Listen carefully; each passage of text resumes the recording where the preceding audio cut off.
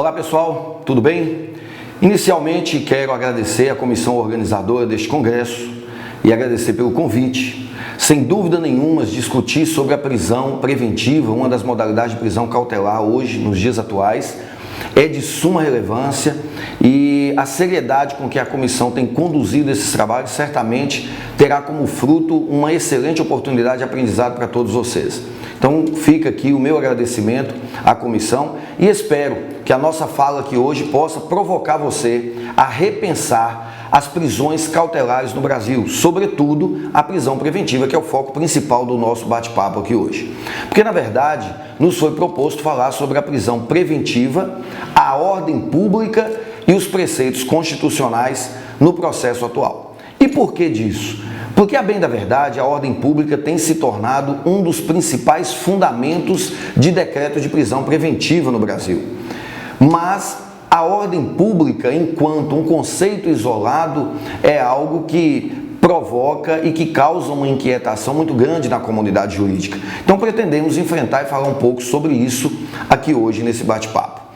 Para que a gente comece a falar sobre isso, eu quero convidar vocês a refletir sobre o que são prisões cautelares e a diferença das prisões cautelares da prisão-pena.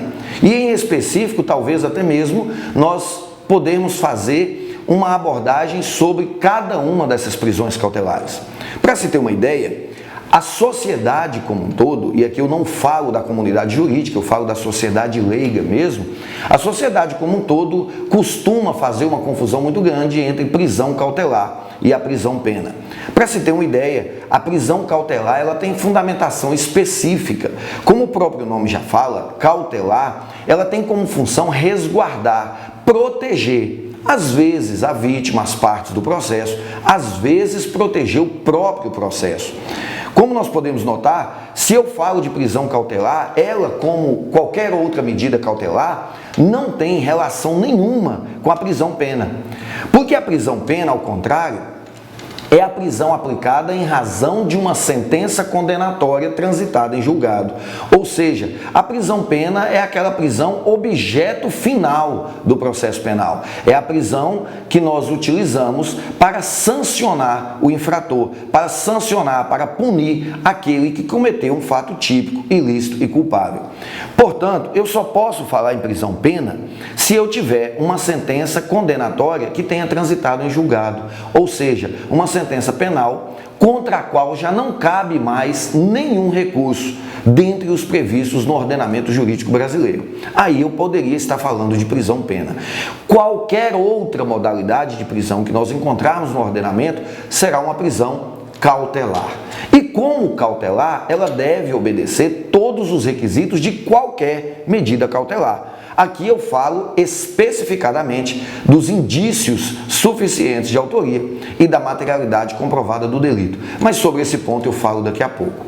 O que na verdade eu quero neste momento é apenas convidar vocês a essa provocação, a entender a diferença da prisão cautelar e da prisão-pena. Porque é com base nesse entendimento que nós vamos concluir ao final dessa fala de hoje de que a maioria das vezes as prisões cautelares abusivas que nós temos, as prisões irregulares, assim o são porque foram confundidas com prisão-pena.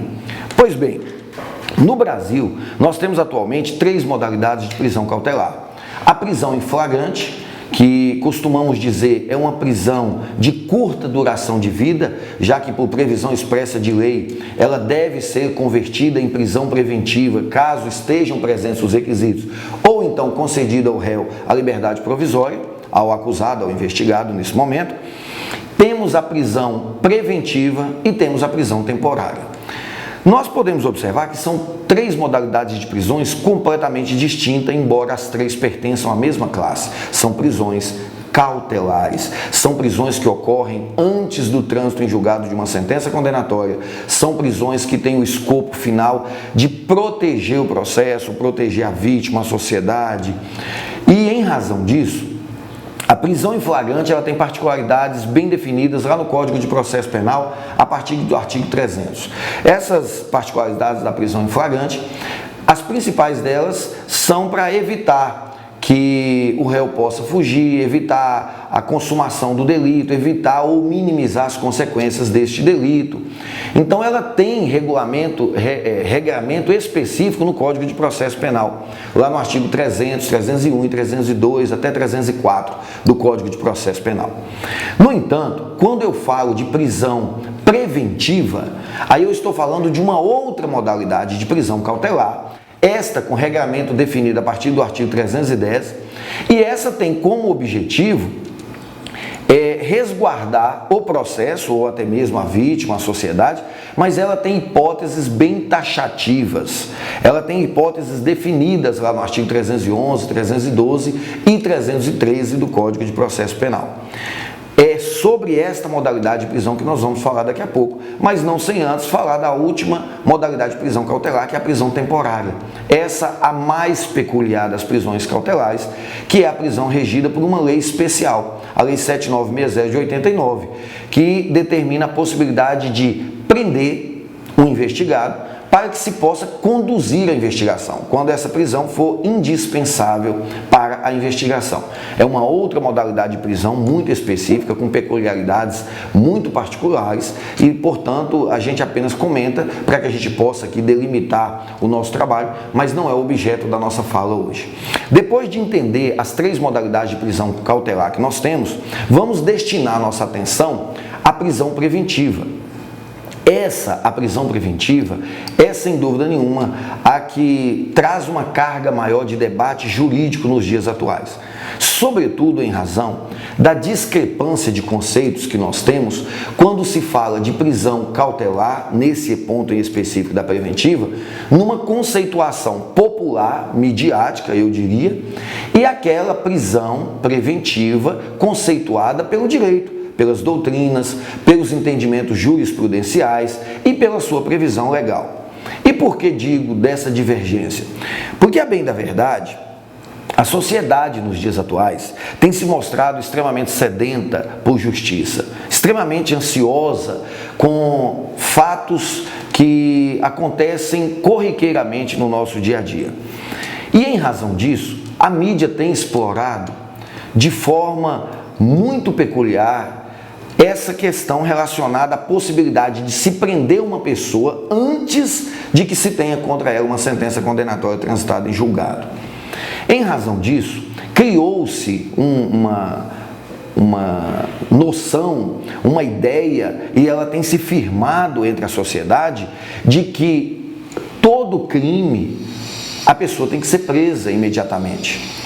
A sociedade não enxerga da forma como a comunidade jurídica enxerga a presunção de inocência.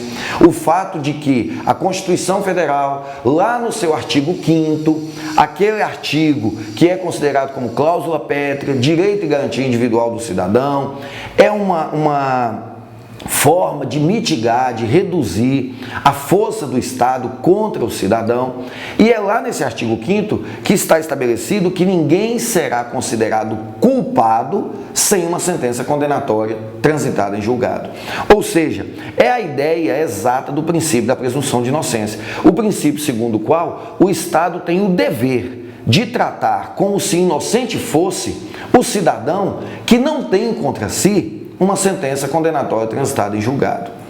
Dito de forma mais simples, para facilitar a compreensão de vocês, esse artigo 5º estabelece de forma expressa que o Estado não pode tratar como condenado uma pessoa que ainda não tem contra si uma sentença condenatória.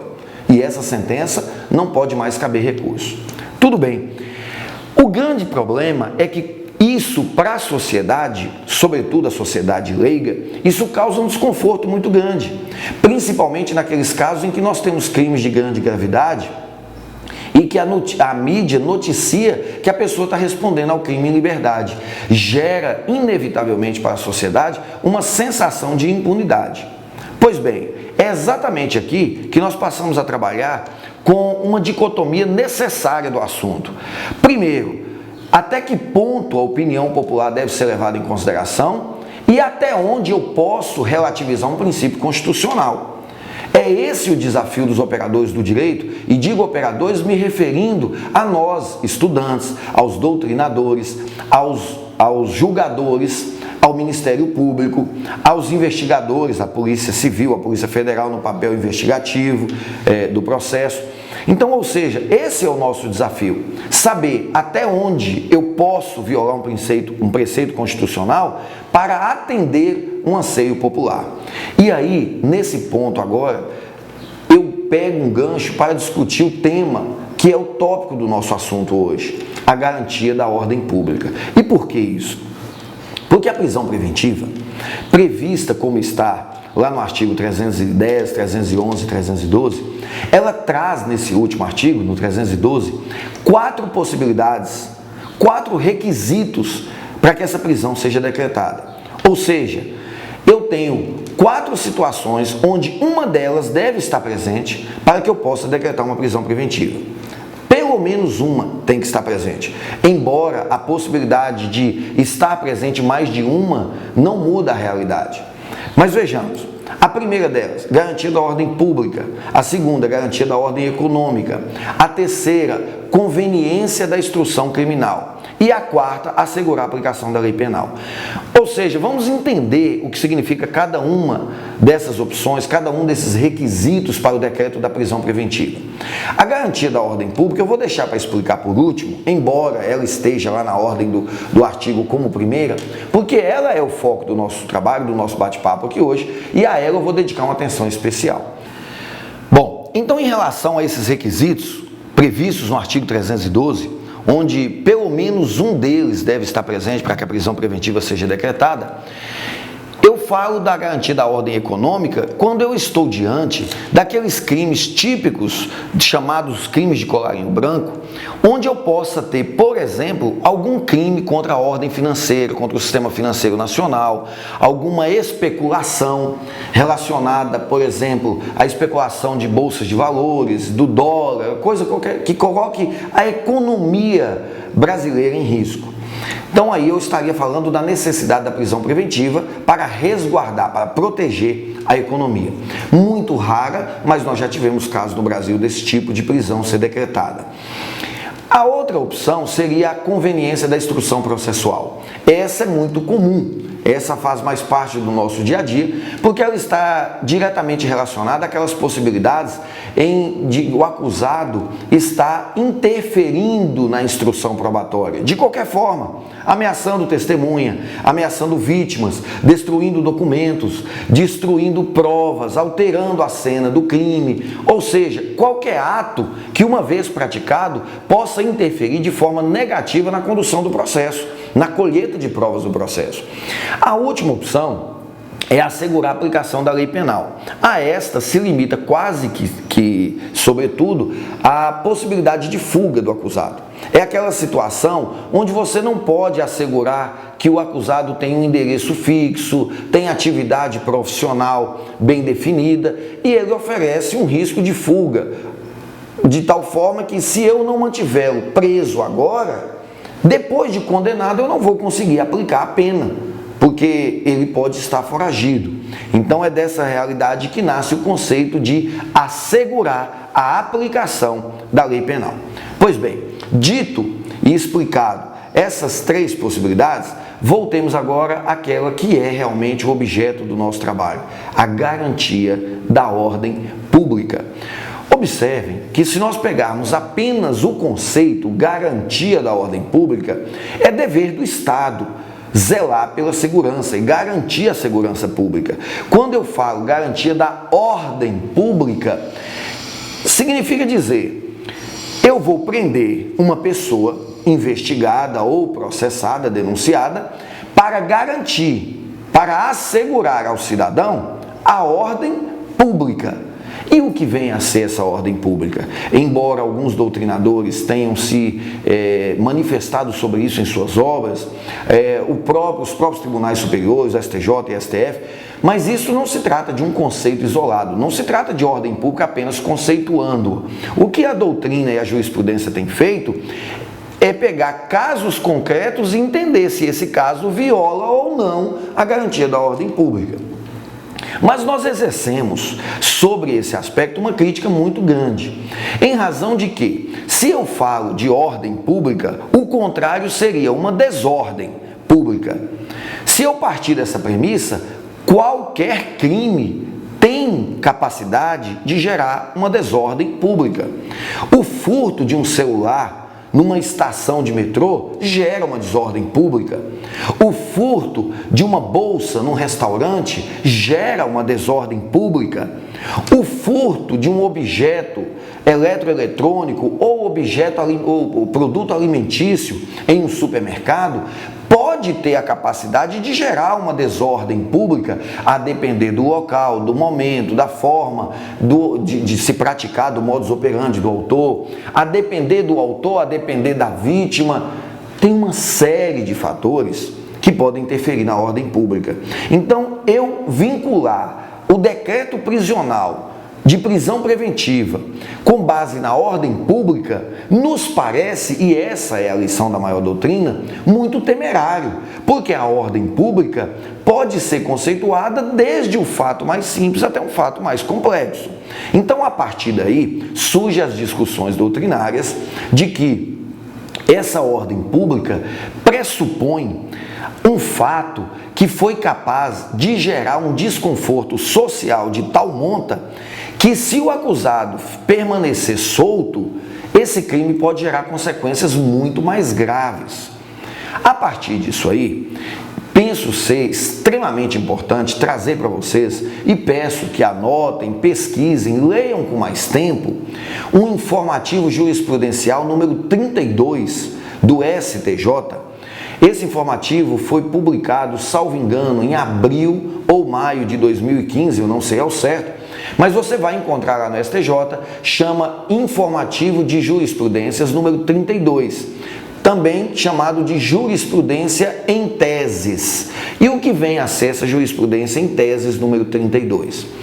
O STJ consolidou ali 15 entendimentos que ele tem adotado sobre a prisão preventiva.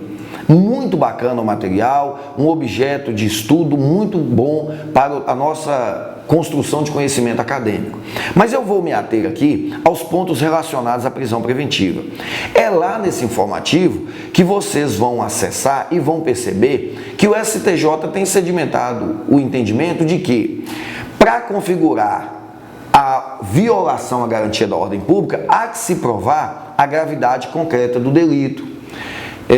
Outra situação, não basta a comoção social e o clamor público, porque em outros momentos da nossa jurisprudência, nós tivemos decisões em que se decretava a prisão preventiva para a garantia da ordem pública apenas porque o crime causou comoção social. Hoje o STJ sedimentou que não é o simples fato de uma comoção social que fundamenta um risco à ordem pública. Essa comoção social, ela deve estar vinculada, por exemplo, a uma gravidade concreta do delito. Uma outra situação que nos chamou muita atenção e ela é muito relevante nesse estudo, nesse contexto, é quando o STJ manifesta ter sedimentado o entendimento de que a reiteração delitiva é um risco à ordem pública. Ou seja, nós podemos decretar prisão preventiva para a garantia da ordem pública de um acusado que se reiterou na conduta delitiva. É aquele furtador contumaz. Só que o STJ, nessa construção de conceitos que fez sobre a prisão preventiva e seus requisitos, faz um apontamento extremamente interessante. O STJ diz que essa reiteração delitiva, para configurar uma violação à ordem pública, ela deve ser contemporânea à decisão que decretou a prisão. Olha que bacana, pessoal. Vamos raciocinar. Não faz nenhum sentido eu decretar a prisão preventiva de um acusado que por reiteradas vezes cometeu furtos, se esses furtos foram há 1 ano atrás, 2 anos atrás. Porque se a intenção era garantir a ordem pública, isso deveria ter sido feita lá na época em que os furtos foram praticados. E por que digo isso para vocês? Tem se tornado comum. E aqui a gente volta ao tópico da aula para fazer a provocação. Qual é a nossa proposta? Falar da prisão preventiva, da garantia da ordem pública e os preceitos constitucionais. Qual razoabilidade que nós teríamos de decretar a prisão preventiva hoje de um furtador contumaz que cometeu furtos há 2 anos atrás? não posso invocar a ordem pública numa situação dessa. É um absurdo que precisa ser enfrentado com muita responsabilidade pelos nossos julgadores, pelos nossos tribunais superiores. Porque se eu decretar prisão preventiva de um acusado que tem praticado reiteradas condutas delitivas atualmente, essa análise contemporânea aos fatos, aí sim, aí nós estamos convencidos de que a ordem pública está em risco e se faz necessário o decreto de prisão preventiva para manter a ordem pública. Aí tudo bem. Então essa questão, quando o STJ fala da necessidade de os fatos ser contemporâneos à decisão, quando é o caso de reiteração delitiva, é sem dúvida nenhuma um dos pontos mais importantes desse informativo do STJ. Pois bem, dito isso, nós já temos aí pelo menos a evidência de que conceituar garantia da ordem pública não é uma tarefa das mais fáceis, é sim uma tarefa muito complexa. E o grande problema, nós agora partimos para o entendimento dos preceitos constitucionais que provocamos no início, o grande desafio tem sido como fazer isso diante do caso concreto. E por que faço esse questionamento? Porque a nossa experiência forense tem nos permitido conviver com as mais esdrúxulas decisões que vocês podem imaginar. Vários julgadores, talvez por não conhecer com a profundidade necessária o processo penal, outros não gostaríamos que fosse assim, mas a realidade é essa, outros talvez porque atuam muito mais como órgão acusador do que como órgão julgador, aqueles que têm uma habilidade imensa para violar o sistema acusatório, são aqueles que normalmente em sala de aula eu provoco os nossos alunos a refletir, são juízes que gostariam muito de ser promotores, ou então, no mínimo, são juízes e queriam cumular com a função de julgador a função de acusador. É lógico que vocês que me assistem agora têm uma noção clara do sistema inquisitivo e do sistema acusatório. Esse cúmulo de funções, ele existe no sistema inquisitivo.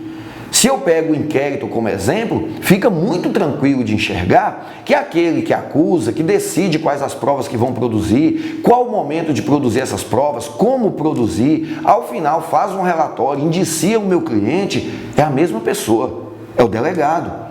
O delegado decide se está o inquérito ou não, o delegado decide qual prova vai produzir ou não, o delegado decide como produzir essa prova, ao final o delegado decide se vai indiciar meu cliente ou não. Ou seja, acumularam-se todas as funções numa só pessoa.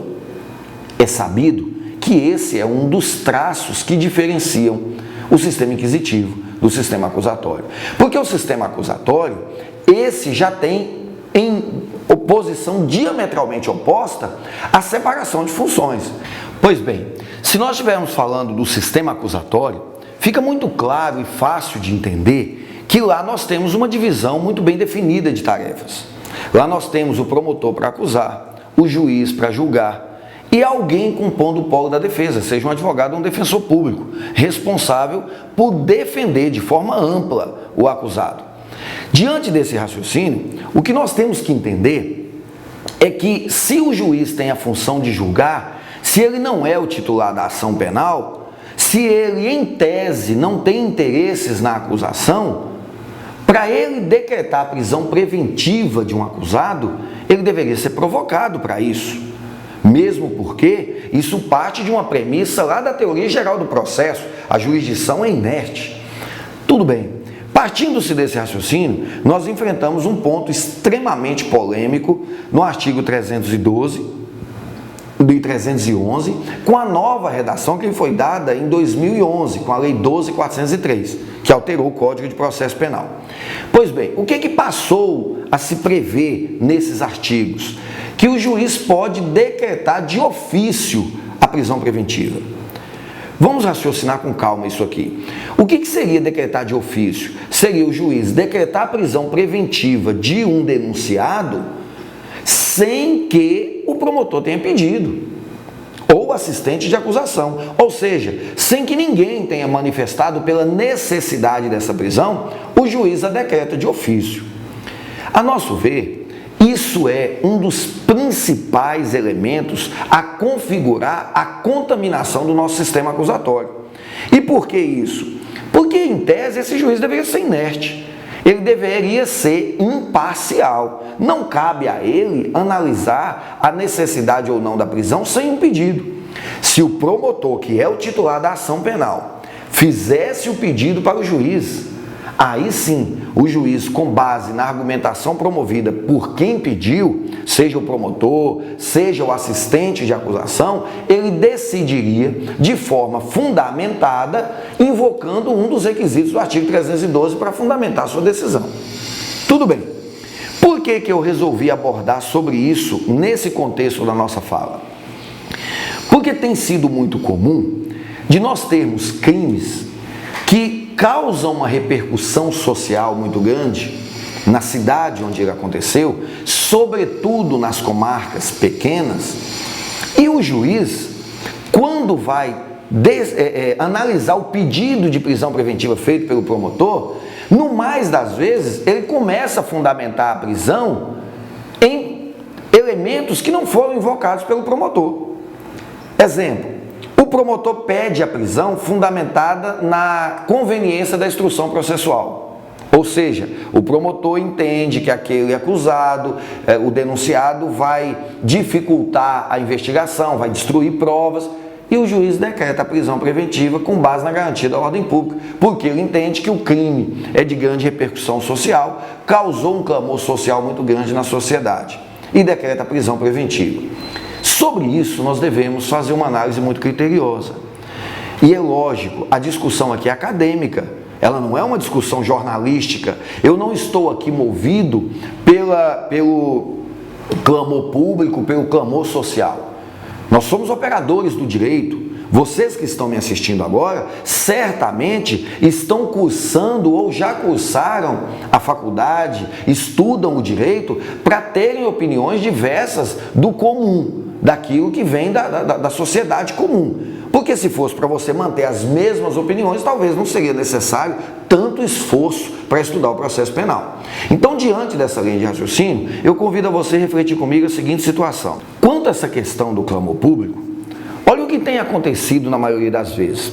O juiz, ao apreciar o pedido do Ministério Público, ao invés de se ater à fundamentação quanto ao que o promotor pediu, no mais das vezes o juiz extrapola e começa a fundamentar a prisão preventiva em elementos que sequer foram citados pelo promotor, pelo assistente de acusação. Elementos típicos de que o crime causou grande clamor social, que a sociedade sentiu-se num desconforto muito grande com relação ao fato praticado. Nesse ponto em específico, nós temos que fazer a seguinte reflexão. Nós não estamos aqui, como operadores do direito, para dar uma atenção maior do que ela merece ao clamor público. Nós, operadores do direito, estamos aqui para dar a atenção devida e necessária à aplicação da norma, à análise da aplicação do Código de Processo Penal à luz da Constituição Federal diante do caso concreto. O que quero dizer com isso? Eu estou simplesmente provocando a vocês a raciocinarem que, com todo respeito, com todas as vênias, pouco me importa o que o juiz pensa do caso. Isso não tem aplicabilidade no processo penal. Não é o que ele pensa, o que ele sente da sociedade. Ele não é um justiceiro. O juiz não deve funcionar como porta-voz da sociedade. O juiz deve analisar o pedido feito pelo Ministério Público à luz do ordenamento jurídico, sem violar a Constituição Federal, seus preceitos constitucionais. Eugênio Pacelli nos explica e nos ensina dois postulados básicos necessários em todo e qualquer processo penal: máxima efetividade dos direitos fundamentais e proibição do excesso. Ou seja, o juiz vai decretar a prisão cautelar de um cidadão. Ou seja, ele está cerceando a liberdade de uma pessoa contra a qual não há sequer uma sentença condenatória transitada em julgado. Para que ele possa fazer isso, ele deve atender e atentar para o fato de que isso é uma excepcionalidade. A prisão cautelar deve sim ser a última ratio, a última razão de ser, e não a primeira. Então o que ele pensa do clamor que o crime gerou na sociedade, isso não vem ao caso. Nós temos o Ministério Público como defensor da sociedade, dos interesses difusos, coletivos. O Ministério Público é o titular da ação penal, por força do disposto no artigo 129 da Constituição Federal. Cabe ao juiz apenas analisar o que o promotor pediu e decidir, fundamentando a sua decisão, como estabelece o artigo 93, inciso 9 da Constituição Federal. Não cabe o juiz aqui emitir seu juízo de valor do que ele acha. Por quê? E aí agora o ponto crucial da nossa provocação. Querendo ou não, esse juiz é membro dessa mesma sociedade que se viu chocada com o fato. E isso é um grande problema, porque em alguns casos nós temos percebido que a melhor saída seria o juiz se declarar por suspeito, já que ele envolveu tão emocionalmente com os fatos colocados à apreciação dele, que ele se desse por suspeito, para que um juiz mais isento ou isento da forma como a lei e a Constituição estabelece, pudesse apreciar. Gente, por que eu digo isso para vocês? Eu não sei se na cidade onde você mora isso é comum. Na nossa cidade tem acontecido alguns fatos, alguns crimes de grande repercussão. E esses crimes contaminam a sociedade inteira, inclusive o juiz, o promotor, o delegado. São pessoas que, em razão do clamor que o crime gerou, começam a se apaixonar pelo processo.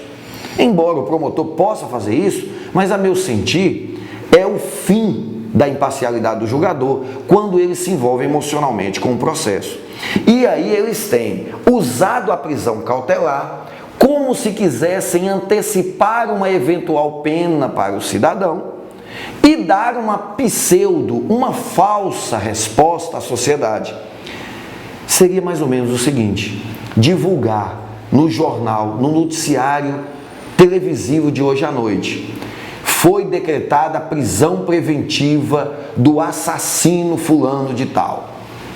Gente, essa prisão, ela é uma prisão midiática e não uma prisão preventiva sob os auspícios do Código de Processo Penal. Por que isso? Porque não é o fato desse crime ter chamado muita atenção, a sociedade ter ficado revoltada, que vai determinar se esse réu deve ficar preso ou não. Lembrem-se do início do nosso debate. A prisão preventiva deve existir para acautelar o processo, para assegurar que esse processo vai chegar ao seu final e o Estado vai poder aplicar o ius puniendi. Ou seja, eu preciso me certificar de que esse processo vai conseguir chegar ao seu final. Se houver uma situação em que a liberdade do réu possa atrapalhar este processo, aí cabe a prisão preventiva.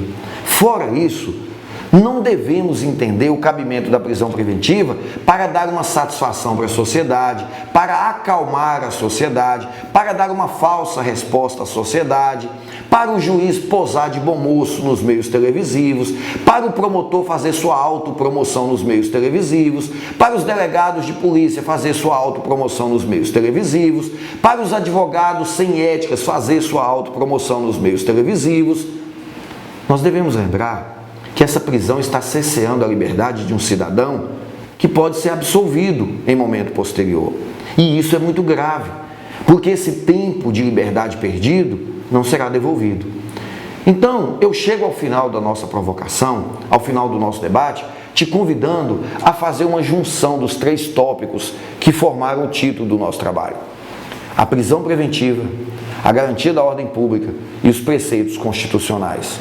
A nosso sentir, está passando da hora de nós termos uma legislação mais clara com relação à garantia da ordem pública, ou então termos mecanismos para exigir do judiciário uma postura mais séria, mais comprometida com a justiça no que se refere a invocar a garantia da ordem pública para decretar a prisão preventiva de um cidadão.